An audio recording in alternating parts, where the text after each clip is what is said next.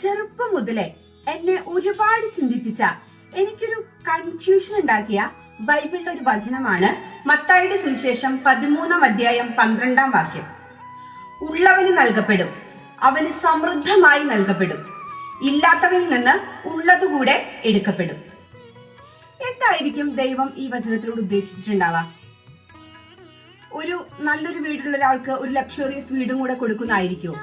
അതോ അത്യാവശ്യത്തിന് പോകാൻ നല്ലൊരു കാറുള്ള ഒരാൾക്ക് ഒരു ലക്ഷറിയസ് കാറും കൂടെ കൊടുക്കുന്നതായിരിക്കുമോ? ഇനിയിപ്പോ ഭക്ഷണത്തിന് പോലും വകയില്ലാത്തവന്റെ കയ്യിൽ നിന്ന് അവനുള്ളത് കൂടെ എടുത്തിട്ട് പോകുന്നതായിരിക്കും ദൈവം ഉദ്ദേശിച്ചിട്ടുണ്ടാവാം? ഒരിക്കലും അല്ല അല്ലെ. ഈ വചനത്തിന് പലപ്പോഴായി പല എക്സ്പ്ലനേഷൻസ് കേട്ടിട്ടുണ്ടെങ്കിലും ഈ ഇടയിൽ ഞാൻ കേട്ടൊരു എക്സ്പ്ലനേഷൻ എന്നെ വല്ലാതെ സ്വാധീനിച്ചു.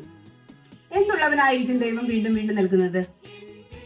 നന്ദിയുള്ളവനായിരിക്കും ദൈവം വീണ്ടും വീണ്ടും നൽകുന്നത്. ഗ്രാറ്റിറ്റ്യൂഡ്.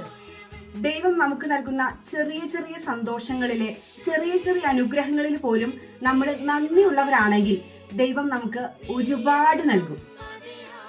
അതായത് എനിക്കിപ്പോ ഒരു ലക്ഷറിയസ് കാർ കിട്ടിയാലേ, വീട് കിട്ടിയാലേ, അല്ലെങ്കിൽ എനിക്ക് ഈ വീക്കിൽ ഇതാണ് എൻ്റെ ആവശ്യം, അത് നടത്തി തന്നാലേ ഞാൻ ദൈവത്തിന് നന്ദി പറയൂ, ചുറ്റുമുള്ളവരോട് നന്ദി പറയൂ എന്ന് വിചാരിക്കാതെ നമുക്ക് കിട്ടുന്ന ചെറിയ ചെറിയ അനുഗ്രഹങ്ങളില്ലേ, നമ്മൾ ഇതുപോലെ സംസാരിക്കുന്നുണ്ട്, ജീവിക്കുന്നുണ്ട്, നമ്മുടെ ബന്ധങ്ങളെല്ലാം നമ്മുടെ ചുറ്റിലുമുണ്ട്, നമ്മൾ സന്തോഷത്തോടെ ഇരിക്കുന്നുണ്ട്, ഈ കാര്യങ്ങളിലെല്ലാം നമുക്കൊരു ഗ്രാറ്റിറ്റ്യൂഡ് ഉണ്ടെങ്കിൽ ദൈവം നമുക്ക് ഒരുപാട് നൽകും.